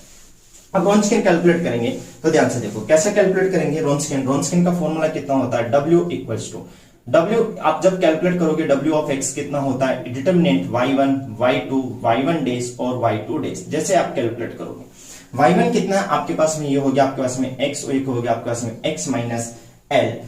y1 डैश करोगे, इसका डिफरेंशिएशन 1 और इसका डिफरेंशिएशन 1 हो गया। अब ध्यान से देखो, जब इसको कैलकुलेट करोगे हो गया x माइनस l, कितना हो जाएगा फाइनली आपके पास में l। इसका मतलब जो रॉन्सकियन है उस रॉन्सकियन के वैल्यू कितनी आ गई, केवल और केवल आपके पास में l आ गई। अब सीधा हम ग्रीन फंक्शन पे मूव करते हैं और अपने आंसर को मैच करते हैं। अब ध्यान से देखो, ग्रीन फंक्शन निकालेंगे। ग्रीन फंक्शन कितना g और कितना है s है, ठीक है। अब ग्रीन फंक्शन निकालें। ग्रीन फंक्शन जब कैलकुलेट करें तो मैंने आपको बताया था थोड़ी देर पहले, हमारे पास में अभी देखो a और b की वैल्यू भी यहाँ पे इंपॉर्टेंट है। यहाँ पे ऑफ कोर्स a पर कितना दिया हुआ 0, तो यहाँ पर a की वैल्यू कितनी है 0 और b की वैल्यू कितनी है l। क्या बताया था मैंने आपको क्या करना है, ये आपके पास में a है, ये आपके पास में कितना, अच्छा इसको a की वैल्यू 0 ले लेते हैं, ये आपके पास में l हो गया और बीच में आपके पास में x हो गया। चाहो तो आप यहाँ पे s भी ले सकते हो, क्योंकि ग्रीन फंक्शन मैंने भी बताया था सिमेट्रिकल होता है। x अगर आपके पास में है तो s एक बार यहां लेना है, s आपके पास में एक बार यहां लेना है। जब s की वैल्यू आप यहां ले रहे हो तो ध्यान से देखो, s आपके पास में क्या होगा, 0 is less than equal to s is less than equal to x। हमें केवल वेरिएबल पे चलना है, तो y1 सॉल्यूशन को इसके करेस्पॉन्डिंग लिखेंगे, y2 सॉल्यूशन को इसके करेस्पॉन्डिंग लिखेंगे। तो ये कितना हो गया, माइनस साइन लगाएंगे, ये कितना हो गया माइनस y1 ऑफ s। ये आपके पास में हो गया y2 इसके करेस्पॉन्डिंग, ये y2 ऑफ x, और नीचे कितना आएगा आपके पास में p ऑफ x और कितना आ गया w ऑफ x। ठीक है, फॉर्मूला लिखते हैं सबसे पहले। इसी प्रकार से जब इस पार्ट के अंदर लेंगे तो आपके पास में x आ गया और लेस देन इक्वल टू कितना हो गया s और लेस देन इक्वल टू कितना हो गया, ये आपके पास में l। y1 इसके करेस्पॉन्डिंग, y2 इसके करेस्पॉन्डिंग, ये माइनस हो गया, ये हो गया y1 ऑफ x और ये कितना हो गया y2 ऑफ s, और अपॉन कितना आ जाएगा p ऑफ x और कितना हो गया w ऑफ x। अब ध्यान से देखो, फिलहाल हम इसको कैलकुलेट करते हैं और इसको कैलकुलेट करते हैं और ध्यान से देखो, जी एक्सेस हमें निकालना है। अच्छा एक काम करो, आपका जो आंसर है वो आंसर किस फॉर्म में दे रखा है, देखो आपका जो आंसर है वो x और t के फॉर्म में दे रखा है। तो आप क्या करो, x और t में निकालने के लिए इस s की जगह कितना पुट कर दो, t पुट कर देते हैं। तो आपके पास में g x और t कितना आ जाएगा, ध्यान से देखो, यहां पे हम कैलकुलेट करते हैं। जैसे हम लिखेंगे, यहां पर माइनस साइन आपके पास में आ गया, ये माइनस साइन आपने लिख लिया। y1 of s means y1 of t, तो y1 ये रहा, x की जगह कितना आ जाएगा आपके पास में s लिखोगे और s कितना आपके पास में यहाँ पे t है। y2 ऑफ x कितना है, x माइनस l, तो यहाँ पर तो आपको x से लिखना है, तो ये कितना हो गया आपके पास में x माइनस l अपॉन, ध्यान से देखो p ऑफ x की वैल्यू हमारे पास में निकल के कितनी आई है, यहाँ पे 1 आई है, तो ये तो 1 हो गया, और w ऑफ x की वैल्यू कितनी है l, तो ये सिंपली कितना हो गया l हो गया। लेकिन कब 0 लेस देन इक्वल टू, और s की जगह मैंने t माना और ये कितना हो गया आपके पास में x हो गया। इसी प्रकार से यहाँ पे चलते हैं y1 ऑफ x, तो माइनस y1 ऑफ x, तो माइनस y1 कितना x और यहाँ पे कितना x माइनस l, तो कितना होगा s माइनस l और कितना हो गया t minus l upon again कितना आ जाएगा l हो जाएगा, और यहाँ पे देखो यहाँ पे x और यहाँ पे कितना, इसकी जगह t मैंने लिया और ये कितना हो गया l आपके पास में हो गया। ये ग्रीन फंक्शन हो गया। अब अपनी क्वेश्चन को हम कैलकुलेट करते हैं, और क्वेश्चन को हमने कैलकुलेट करते हैं ऑप्शंस में हम देखते हैं। तो मैं इस वाला पार्ट को रफ कर देता हूं ताकि इधर आपको क्वेश्चन में शो कर दूं। इस वाले पार्ट को मैंने रफ कर दिया है। अब ध्यान से देखो, क्वेश्चन नंबर आप 19 और क्वेश्चन नंबर 19 का जो पहला ऑप्शन है, उस पहले ऑप्शन के अंदर gxt जो है वो कितना है, x अपॉन l है। ठीक है, x अपॉन l आ रहा है और x अपॉन l यहाँ पे आ रहा है। माइनस साइन है तो यहाँ पे क्या करेंगे, t माइनस l है, उसको तो माइनस को मैं अंदर मल्टीप्लाई कर दूंगा, उससे ज्यादा फर्क नहीं पड़ेगा। लेकिन ध्यान से देखो, यहाँ पर x की वैल्यू 0 से t के बीच में आए, मींस जब t की वैल्यू आपके पास में इस तरह की सिचुएशन है तो आपके पास में ऑप्शंस कुछ और होगा। तो हम एक काम करते हैं, यहाँ पर इसको थोड़ा इंटरचेंज करते हैं। इंटरचेंज करने के लिए मैं क्या करता हूं, यहाँ पर ध्यान से देखो, अभी भी मैंने बताया था आपको कि ग्रीन फंक्शन जो होता है, जी एक्सेस जो होता है वो किसके इक्वल होता है, जी एस एक्स के इक्वल होता है। तो जी एक्स टी जो होगा वो किसके इक्वल होगा, आपके पास में मैंने बताया था कि ये दोनों वेरिएबल के करेस्पॉन्डिंग सिमेट्रिक होता है। जी एक्स टी किसके इक्वल होगा, जी टी एक्स के इक्वल होगा। फिलहाल ये gxt आपके पास में दिया हुआ है, तो इसमें हम क्या करेंगे, यही वैल्यू जो है वो gtx के इक्वल होगी। और जब इसको gtx के इक्वल कैलकुलेट करूंगा तो ध्यान से देखो, मैं फाइनली लिख रहा हूं, जस्ट आपको क्या करना है, x की जगह t पुट करना और t की जगह x पुट करना है। तो यहाँ पर कितना हो जाएगा, माइनस के कितना हो गया x, और इस कितना हो गया आपके पास में, इसको लिख दूंगा मैं t माइनस l, और अपॉन ध्यान से देखो ये तो l सेम रहेगा, 0 ये कितना हो जाएगा x, और ये कितना आ गया t। यहां पर भी x की जगह कितना लिख देंगे, t लिख देंगे, और t की जगह x लिख देंगे, तो आपके पास में ये क्वांटिटी आ गई, और ये हो गया t less than equal to x और less than equal to l। As well as ध्यान से देखो, आपके पास में जो माइनस है उस माइनस साइन को अंदर मल्टीप्लाई किया हुआ, तो मैं फाइनल टच देता हूं क्वेश्चन को। ये आपके पास में हो गया g और x और कितना हो गया t, और इसकी अगर हम बात करें, माइनस को अंदर मल्टीप्लाई करोगे, x और कितना हो गया ये l माइनस t अपॉन कितना हो गया l। ठीक है, पहला क्वेश्चन। ठीक है, यहां से लेकर के यहां तक ये x आपके पास में हो गया, और कब 0 से लेकर के x और लेस देन कितना हो गया t हो गया। यहां पर माइनस को अंदर मल्टीप्लाई करते हैं तो ये माइनस को जैसे अंदर मल्टीप्लाई करोगे ये कितना हो गया l माइनस एक्स अपॉन ये l, और ये कितना हो गया t और less than equal to x और less than equal to l। और अब हम देखते हैं तो आंसर नंबर जो 1 है वो आपका करेक्ट आंसर। चेक करो gxt की वैल्यू कितनी आ गई x upon l, l minus t और 0 से t के बीच में। इसी प्रकार से t से l के बीच में t और l माइनस x अपॉन कितना आ गया l आ गया। ये था आपका क्वेश्चन नंबर 19। सारे के सारे ग्रीन फंक्शन ऐसे निकालते हैं। ग्रीन फंक्शन जब कैलकुलेट कर रहे हो तो सबसे इंपॉर्टेंट चीज यहाँ पे यही होती है कि आपके पास में जो होमोजीनियस पार्ट का जब आप सॉल्यूशन निकालते हो तो y1 आप एक बाउंड्री कंडीशन पे कैलकुलेट करते हो और y2 आप दूसरी बाउंड्री कंडीशन पे कैलकुलेट करते हो। अब बात करते हैं हम लोग क्वेश्चन नंबर, ये तो आपके पास में कौन सा है था 19। अब बात करेंगे क्वेश्चन नंबर 20 की। ध्यान से देखो, क्वेश्चन नंबर 20 की बात करते हैं। क्वेश्चन नंबर 20 के अंदर भी आपके पास में जो है वो ग्रीन फंक्शन को कैलकुलेट करवाया हुआ है। तो क्वेश्चन नंबर 20 की बात करते हैं। तो क्वेश्चन नंबर 20 और क्वेश्चन नंबर 20 को ध्यान से देखो। क्वेश्चन नंबर 20 के अंदर क्या बोला गया आपके पास में, अगेन आपके पास में एक डिफरेंशियल इक्वेशन है y double dash plus 1/4 y equal to कितना है f ऑफ x। और क्वेश्चन के अंदर बोला गया कि an appropriate green functions for the equation with boundary conditions. Important है, यहाँ पर भी आपको क्या दी हुई है, बाउंड्री कंडीशंस दी हुई है। y ऑफ 0 की वैल्यू कितनी है, यहाँ पे 0 है, एंड y ऑफ जो पाई है उस y ऑफ पाई की वैल्यू कितनी है 0। क्वेश्चन के अंदर बोला गया N appropriate green functions for this equation, क्या होगा आपको बतानी। अब ध्यान से देखो, पहले वाले जो क्वेश्चन हमने कैलकुलेट किया था उस पहले वाले क्वेश्चन में जो ग्रीन फंक्शन हमने कैलकुलेट किया था वो आपके पास में कुछ पार्टीशन के अंदर था, या ग्रीन फंक्शन हमने अलग तरह से कैलकुलेट किया था। ऐसा कोई समेशन नहीं आ रहा था। इसके 4 ऑप्शन अगर हम देखते हैं तो चारों ऑप्शन के अंदर आपके पास में क्या आ रहा है, समेशन आ रहा है n इक्वल टू 0 से लेकर के इनफाइनाइट तक। एक ऑप्शन में बाहर 2 अपॉन पाई आ रहा है, एक में नहीं आ रहा है। चेक करते हैं कैसे आ रहा है। लेकिन जब हम इस ग्रीन फंक्शन को कैलकुलेट कर रहे हैं तो यहां पर हमें आंसर जो है वो एक सीरीज के फॉर्म में आ रहा है। ठीक है, तो कैसे कैलकुलेट करते हैं, कौन सा ग्रीन फंक्शन है, तो इसको बोलते हैं ग्रीन फंक्शन या एक्सपेंडेड ग्रीन फंक्शन, या इसी को बोलते हैं ग्रीन फंक्शन का फोरियर एक्सपेंशन। तो हम एक वर्ड की बात करते हैं। इस क्वेश्चन को कैलकुलेट करने से पहले इसकी एक थोड़ी थ्योरी सीख लेते हैं ताकि आपको आसान लगे। इसकी थ्योरी, इसको बोलते हैं फोरियर एक्सपेंशन, कि आपके पास में जो ग्रीन फंक्शन है उस ग्रीन फंक्शन का फोरियर एक्सपेंशन क्या होता है। तो Fourier expansion of green function की हम बात करते हैं, क्या होता है इसको समझते हैं। सबसे पहले आपके पास में एक डिफरेंशियल इक्वेशन दी हुई है और एक जनरल डिफरेंशियल इक्वेशन, जैसे मैंने अभी प्रीवियस पार्ट में बताया था वैसे हम क्या करते हैं, एक जनरल डिफरेंशियल इक्वेशन लेते हैं और उस जनरल डिफरेंशियल इक्वेशन से किसी ग्रीन फंक्शन का फोरियर एक्सपेंशन कैसे कैलकुलेट करते हैं उसको सीखते हैं। अब ध्यान से देखो, आपके पास में जो एक डिफरेंशियल इक्वेशन है, सपोज मान लेते हैं वो डिफरेंशियल इक्वेशन किस फॉर्म में दी हुई है, L of y equal to किस फॉर्म में दी हुई है। सपोज मान लेते हैं आपके पास में एफ ऑफ एक्स, इस फॉर्म में आपके पास में डिफरेंशियल इक्वेशन दी हुई है, और विद आपके पास में शॉर्ट में लिख रहा हूं यहाँ पे बाउंड्री कंडीशंस जो भी आपके पास में, और ऑफ कोर्स जो बाउंड्री कंडीशंस आप ले रहे हो वो आपके पास में कैसी है, सेपरेटेड होमोजेनियस बाउंड्री कंडीशन, जैसे हमने पहले वाले क्वेश्चन में बात की थी। हमें ये क्वेश्चन दे रखा एल ऑफ वाई का मतलब क्या है, एल यहाँ पे क्या है, डिफरेंशियल ऑपरेटर है जो आपके पास में अभी फिलहाल एल ऑफ वाई कितना बन जाएगा, कंप्लीटली ये बन जाएगा। ये इस तरह के आपके बाउंड्री, इस तरह के आपके क्वेश्चन दिया होगा। ध्यान से देखो, इस क्वेश्चन को कंपेयर करें तो एल ऑफ वाई कंप्लीट ये बन गया, आपका एफ एक्स ये रहा, और बाउंड्री कंडीशंस आपके पास में ये रही। इस फॉर्म में या इस फॉर्मेट में आपको क्वेश्चन दिया होगा और आपको उस ग्रीन फंक्शन, उसका ग्रीन फंक्शन निकालना है। ग्रीन फंक्शन का जो फॉर्मेट आपके चारों ऑप्शन में दे रखा है इसको बोलते हैं ग्रीन फंक्शन का फोरियर एक्सपेंशन। कैसे कैलकुलेट करते हैं चलो देखते हैं। अब ध्यान से देखो, जब आपके पास में इस तरह की बाउंड्री कंडीशंस के साथ में इस तरह की डिफरेंशियल इक्वेशन दी हो तो सबसे पहले हम क्या करते हैं, इसके लिए एक इंपॉर्टेंट काम करते हैं, वो करते हैं इंट्रोड्यूस। यहां पे हम क्या करते हैं, इसी प्रॉब्लम के लिए हम क्या करते हैं, इंट्रोड्यूस ए आइगन वैल्यू प्रॉब्लम। ध्यान देना, बहुत ही इंपॉर्टेंट चीज है यहाँ पर। आइगन वैल्यू प्रॉब्लम को क्या क्या कराते हैं, हम इंट्रोड्यूस कराते हैं। इंट्रोड्यूस कराने का मतलब है कि हम खुद उसको लिख रहे हैं, लेकिन किस बेस पे लिखें, क्या जो गिवन डाटा है उसी को देखते हुए लिखना है। यस ऑफ कोर्स, जो गिवन डाटा उसी को देखते हुए हम क्या करेंगे, यहां पर एक आइगन वैल्यू प्रॉब्लम लिखेंगे, अपने आप से लिखेंगे। कैसे लिखेंगे, ध्यान से देखो। इस डिफरेंशियल इक्वेशन को कंपेयर करता हूं तो इसी डिफरेंशियल इक्वेशन में जो आइगन वैल्यू प्रॉब्लम है वो कितनी बन जाएगी आपके पास में एल, और जब आइगन वैल्यू प्रॉब्लम ले लो तो y की जगह कितना ले लो आपके पास में 5, और इस fx को रिमूव करके यहाँ पे कितना ले लो, लेमड़ा r, और कितना हो गया 5। ध्यान देना, यहाँ पे यहां पर मैं आपको बताता हूं, जो आप आइगन वैल्यू प्रॉब्लम लिखते हुए जिसको बोलते हैं स्टर्म लिविल प्रॉब्लम। स्टर्म लेवल जो बाउंड्री वैल्यू प्रॉब्लम होते हैं जिसको शॉर्ट में एसएलपी बाउंड्री वैल्यू प्रॉब्लम बोलते हैं, उस एसएलपी बीबीपी का जो स्टैंडर्ड फॉर्म होता है वो क्या होता है। मैं यहाँ पे साइड में लिख देता हूं, क्वेश्चन हटा दो।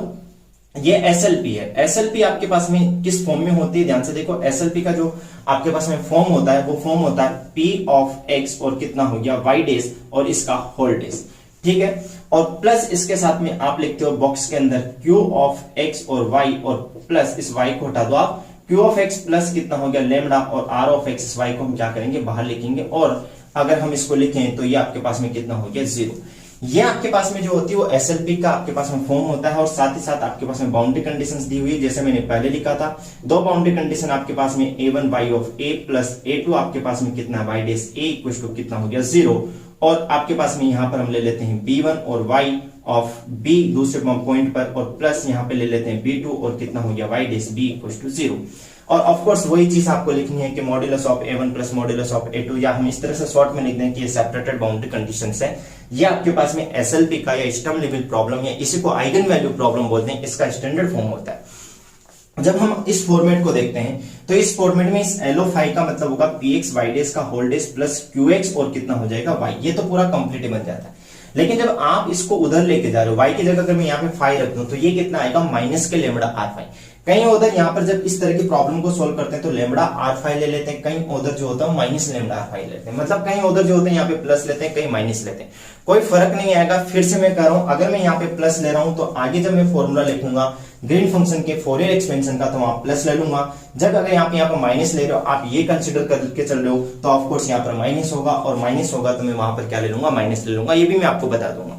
तो फिलहाल हम बात करते हैं, ये आपके पास में एसएलपी है, इसकी बाउंड्री कंडीशंस है। आप ध्यान देना, तीसरी इंपॉर्टेंट चीज यहाँ पे इसी के अंदर होती है, ये आप जो आपके पास में ये दोनों क्या है सेपरेटेड है। ध्यान देना, ये जो आपके पास में बाउंड्री कंडीशंस है कैसे है सेपरेटेड है। तीसरी इंपॉर्टेंट चीज, यहाँ पर जो px होता है, यहाँ पर जो qx होता है, यहाँ पर जो rx होता है, ये सारे के सारे कैसे फंक्शंस होते हैं कंटिन्यूअस फंक्शन होते हैं। एज वेल एज एक कंडीशन और होती है, यहाँ पर px भी ग्रेटर देन 0 होता है, rx भी आपके पास में क्या होता है ग्रेटर देन 0 होता है। px जो होता है वो आपके पास में ऑफ कोर्स क्या होता है कंटिन्यूअस फंक्शन तो होता ही होता है। एज वेल एज यहाँ पर ध्यान से देखो px जो होता है आपके पास में डिफरेंशिएबल फंक्शन भी होता है। तो ये जो होता है एसएलपी का एक जनरल फॉर्म होता है कि आपके पास में डिफरेंशियल इक्वेशन जहां पर px qx और जो आपके पास में r ऑफ x है, यहाँ पे ये r है, r ऑफ x जो होता है वो कंटिन्यूअस फंक्शंस होते हैं x के, px डिफरेंशिएबल फंक्शन भी होता है, px और rx जो होता है वो पॉजिटिव होता है। तब इसकी क्या करते हैं हम आइगन वैल्यू निकालते हैं, वो हमने सीखा कैसे निकालते हैं, यहाँ पर भी हम फिलहाल अपने क्वेश्चन में भी देखेंगे। तो हमारा क्वेश्चन ये था, हमने क्या किया इस प्रॉब्लम को देखते हुए हमने क्या किया एक आइगन वैल्यू प्रॉब्लम निकाली, और आइगन वैल्यू प्रॉब्लम मैंने ये इंट्रोड्यूस कर दिया। और इसके साथ में ध्यान देना कि यहाँ पे बाउंड्री कंडीशंस तो है ही, तो बाउंड्री कंडीशंस कौन सी लिखेंगे जो हमारे क्वेश्चंस के अंदर बाउंड्री कंडीशंस है, तो विद आपके पास में क्या हो जाएगी बाउंड्री कंडीशंस। तो यहाँ पर ये प्रॉब्लम आपके पास में सेम यहाँ पर लिख देंगे, एल ऑफ फाई कितना हो जाएगा, यहाँ पे फाई वैल्यू पुट कर दो और एफ एक्स की जगह हम लेमडा आर फाई लिख लेंगे। बाउंड्री कंडीशंस आपकी सेम हो जाएगी, फाई ऑफ 0 पे 0 और फाई ऑफ फाई पे कितना हो जाएगा 0। अगर ऐसा है तब अब आपको क्या करना है ग्रीन फंक्शन लिखना, और ग्रीन फंक्शन का क्या होता है सीधा सा। अब यहाँ पे क्या करोगे आप, इससे आपने जब ये आइगन वैल्यू प्रॉब्लम को इंट्रोड्यूस करवाया तो यहां से क्या करोगे आप आइगन वैल्यू निकालोगे, लेमडा की वैल्यू निकालोगे, वो हम सीख लेंगे कैसे निकालते हैं। लेमडा की वैल्यू सपोज आपके पास में आ गई तो उस सिचुएशन में जो आपके पास में Fourier expansion of green function है, ग्रीन फंक्शन का जो फॉर्मूला है वो क्या होता है ध्यान से देखते हैं। ग्रीन फंक्शन कैसे निकालना आपके पास में एक ही स्टेप में आपको कैलकुलेट करना है। तो ग्रीन फंक्शन को जो कैलकुलेट करने का तरीका होता है वो ग्रीन फंक्शन को कैलकुलेट करने का तरीका है g, x और s। ध्यान से देखना, समेशन आपके पास में कितना होगा n इक्वल टू 0 से लेकर के इनफाइनाइट तक। आपके पास में कौन सा है फाई ऑफ x और फाई ऑफ कितना हो जाएगा s आ जाएगा। ध्यान से देखना यहाँ पर कितना होगा लेमडा n का स्क्वायर। ध्यान देने वाली बात यहाँ पे है कि मैंने अभी आपको बताया था यहाँ पर अगर आप प्लस ले रहे हो तो यहाँ पर भी आपको प्लस लेना पड़ेगा, अगर यहाँ पर आपने माइनस ले लिया तो आप माइनस। मैं यहाँ पे इस तरह से सिंबल लगा देता हूँ ताकि आपको अच्छे से समझ में आए। ये प्लस है, अगर यहाँ पर माइनस लूंगा तो यहाँ पर माइनस आ जाएगा, और इंटीग्रेशन, और ऑफ कोर्स मैंने बताया कि यहाँ पर a और b के बीच में होगा तो a से लेकर के b तक, और r ऑफ x और फाई n ऑफ x का होल स्क्वायर और dx, ये आपके पास में ग्रीन फंक्शन को कैलकुलेट करने का क्या होता है तरीका होता है। अब बात करते हैं अपने क्वेश्चन की, इस फॉर्मूले को लिखा रहने दो फिलहाल, बाद में देखेंगे। तो हमारे पास में ये चीज समझ में आ गई। अब हम बात करते हैं इसको कैलकुलेट कैसे करेंगे। हमारे क्वेश्चन में इसी फॉर्म में आंसर दिया हुआ, तो हम अपनी प्रॉब्लम पे चलते हैं सिंपली, और प्रॉब्लम को ध्यान से देखो। सबसे पहले मैंने क्या किया, ये आपके पास में प्रॉब्लम दी हुई एज इट इज आपके पास में लिखी हुई है। हम क्या करेंगे, पहली स्टेप में इसके आइगन वैल्यू प्रॉब्लम लिखेंगे। क्या लिखेंगे हम लोग, इसकी आइगन वैल्यू प्रॉब्लम। तो जब आइगन वैल्यू प्रॉब्लम हम लिख रहे हैं तो आइगन वैल्यू प्रॉब्लम के लिए मैंने बताया कि जस्ट इसमें 5 लिख दो, तो ये कितना हो गया 5 डबल डेज प्लस कितना हो गया 1/4 और ये कितना हो गया y की जगह 5 लिख दिया। इक्वल्स टू ध्यान देना, fx की जगह कितना लिख दो लेमड़ा और कितना हो गया r। मैं फिलहाल क्या करता हूं, अपने क्वेश्चन को कैलकुलेट करने के लिए r जो है उसकी वैल्यू कितनी मान लेता हूं, सपोज मेरे पास में कितनी है 1, तो इस r की वैल्यू में 1 ले लेता हूं और ये कितना हो गया मेरे पास में 5 हो गया। बाउंड्री कंडीशन निकालनी है, बाउंड्री कंडीशन वही सेम रहेगी, बस यहाँ पे 5 आ जाएगा, तो 5 ऑफ 0 कितना हो गया 0 और 5 ऑफ पाई कितना हो गया आपके पास में 0। ध्यान देना यहाँ पर ये आपके पास में एक प्रॉब्लम आ गई और अब आपने को क्या निकालना है, ग्रीन फंक्शन निकालना है। ग्रीन फंक्शन को जब हम देखते हैं तो ये आ रहा 5x और 5x और 5s की बात करें तो ये डिफरेंशियल इक्वेशन है, तो ऑफकोर्स 5 क्या होगा उसका सॉल्यूशन होगा। और अगर कोई भी आपके पास में आइगन वैल्यू प्रॉब्लम है, उस आइगन वैल्यू प्रॉब्लम के अंदर जो आपके पास में ये लेमड़ा होता है, ये लेमड़ा उसकी आइगन वैल्यू होती है जो यहाँ पे दिखाई भी दे रही है। इसका मतलब यहां से अपने को सबसे पहले आइगन वैल्यू निकालने, और जब आइगन वैल्यू मेरे पास में आ जाती है तो 5 जो होगा वो इस डिफरेंशियल इक्वेशन का सॉल्यूशन होगा और उस सॉल्यूशन को ही बोलते हैं आइगन फंक्शन। इसका मतलब मुझे इस डिफरेंशियल इक्वेशन से आइगन वैल्यू निकालनी है, आइगन फंक्शन निकालना है, यहाँ पर पुट करना है और अपना आंसर कैलकुलेट करना है। अब ध्यान से देखो कैसे निकालेंगे। ये आपके पास में आप इसको क्या लिख सकते हो, और वी कैन राइट, इसको इस साइड में ले आओ, इसको मैंने लिख दिया 5 डबल डेज प्लस 1/4 और माइनस कितना हो गया ये आपके पास में लेमड़ा और कितना हो गया 5 = 0। थोड़ी देर के लिए मैं इस क्वांटिटी को कितना मान लूं, म्यू स्क्वायर मान लूं, तो ये कितना हो गया 5 डबल डेज प्लस कितना हो गया म्यू स्क्वायर और कितना हो गया 5 = 0। ध्यान से देखो, आपने पढ़ा होगा बीएससी के अंदर जनरली पढ़ते हैं जिसको बोलते हैं कांस्टेंट कोएफिशिएंट डिफरेंशियल इक्वेशन। इसी फॉर्म में नजर आ रही है। इसका हम क्या करेंगे, कैरेक्टरिस्टिक इक्वेशन निकालेंगे और इसको क्या करेंगे, हम इसको सॉल्व करेंगे। हम क्या करते हैं 5 = e⁻mx क्या करते हैं, इसका सॉल्यूशन मानते हैं, तो मैं सीधा इसका कैरेक्टरिस्टिक इक्वेशन लिख रहा हूं। तो कैरेक्टरिस्टिक इक्वेशन जब लिखेंगे तो आपके पास में क्या आ जाएगा, 5 डबल डेज की जगह कितना आ जाता है आपके पास में m स्क्वायर आएगा प्लस कितना हो गया ये म्यू स्क्वायर और कितना हो गया ये आपके पास में इसकी वैल्यू 1 और ये कितना हो जाएगा 0। जब यहां से निकालते हैं तो m की वैल्यू कितनी आ गई प्लस माइनस, ध्यान से देखो प्लस माइनस कितना हो गया आपके पास में, इसको जब कैलकुलेट करोगे तो यहाँ पर i आएगा आपके पास में i और कितना हो जाएगा ये म्यू आपके पास में सॉल्यूशन आ जाएगा। m = प्लस म्यू आई के इक्वल और प्लस माइनस म्यू आई के इक्वल सॉल्यूशन निकालते हैं। और आपको पता है जब इस तरह के सिचुएशन होते हैं, कॉम्प्लेक्स रूट्स आते हैं, तो उसका सॉल्यूशन कितना होता है c1 cos μx और प्लस c2 sin μx। मैं इसको भी रब कर देता हूं, बाद में वो लिख लेंगे। तो इसका जो सॉल्यूशन आएगा इस डिफरेंशियल इक्वेशन के सॉल्यूशन की बात करें तो सॉल्यूशन कितना आएगा अपने पास में 5 ध्यान से देखना कितना हो गया c1 और इसको कितना लिखता हूं c1 cos μx और प्लस कितना आ जाएगा आपके पास में c2 sin μx। ये चीज तो आपने बीएससी में पढ़ी होगी, ठीक है, इसको एलाबोरेट करने की ज्यादा जरूरत नहीं है। इसका डिफरेंशियल इक्वेशन का आपने क्या किया, 5 डबल डेज m स्क्वायर हो गया ये म्यू स्क्वायर हो गया, आपके पास में ये सॉल्यूशन होता है।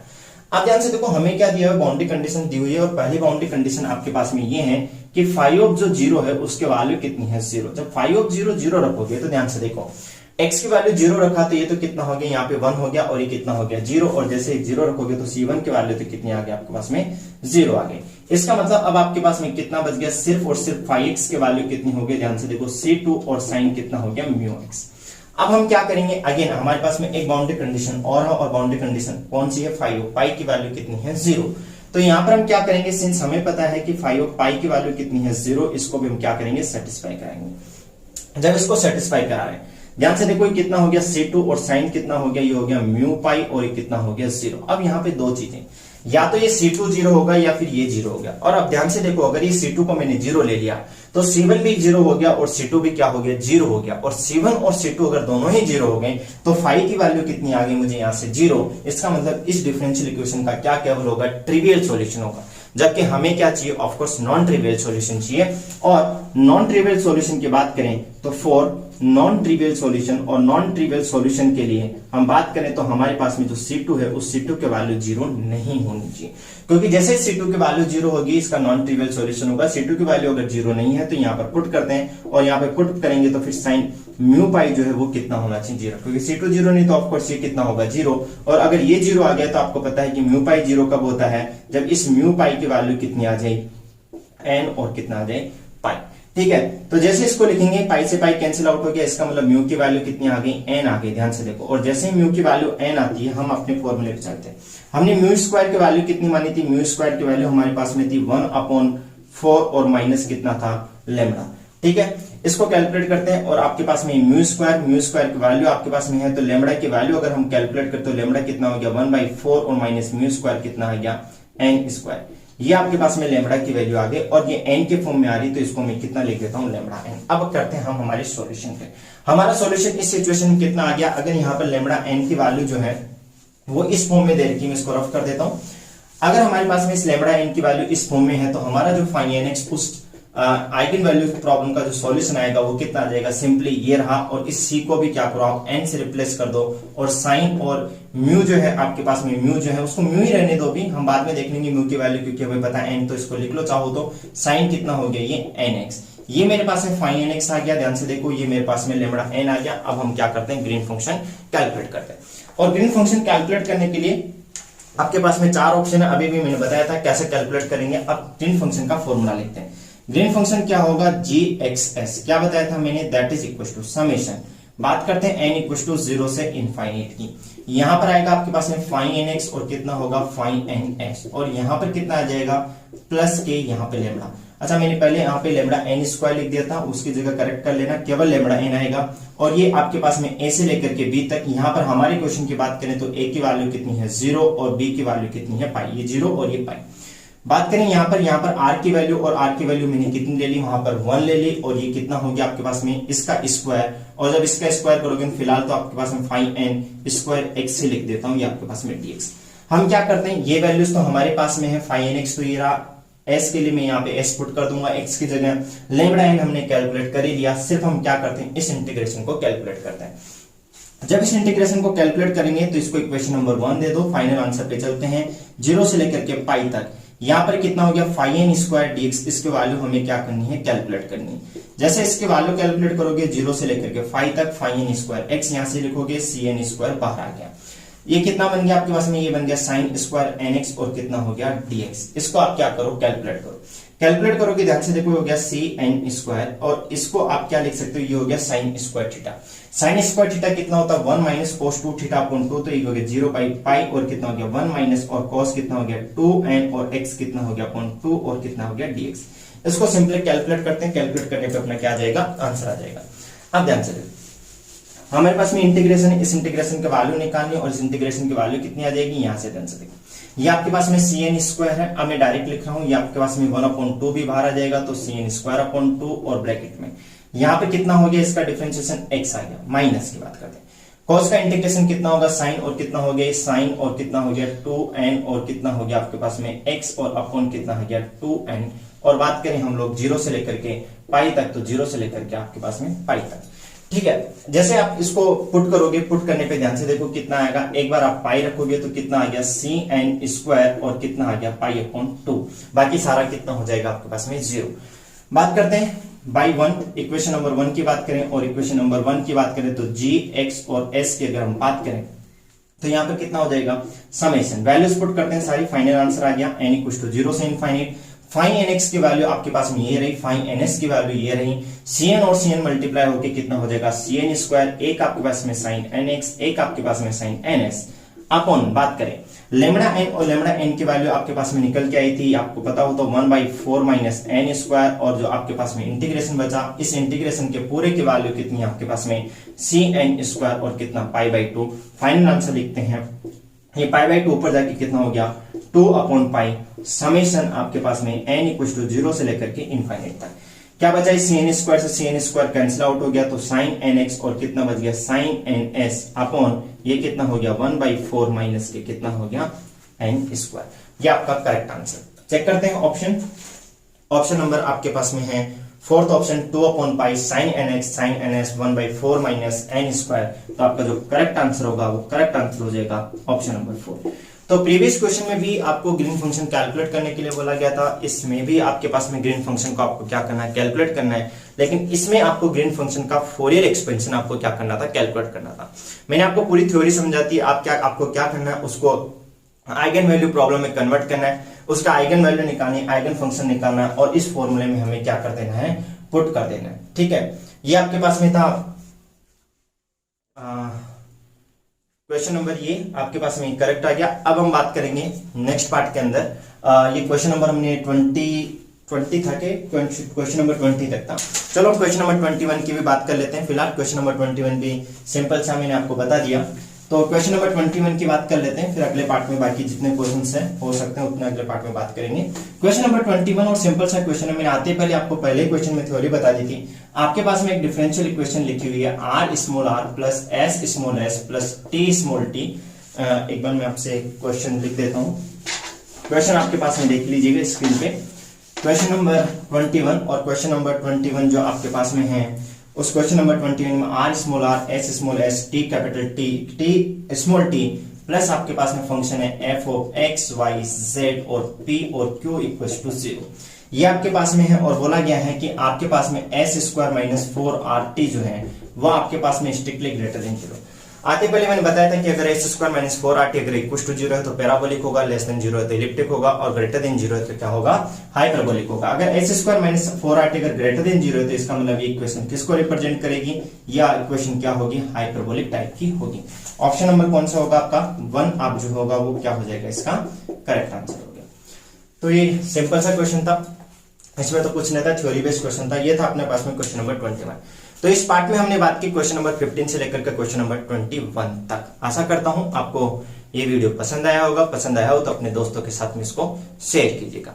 अब मिलते हैं नेक्स्ट पार्ट के अंदर, और नेक्स्ट पार्ट में हम बात करेंगे क्वेश्चन नंबर 22 से आगे कंटिन्यू जितने होते हैं उतने। वीडियो को लास्ट तक देखने के लिए थैंक यू।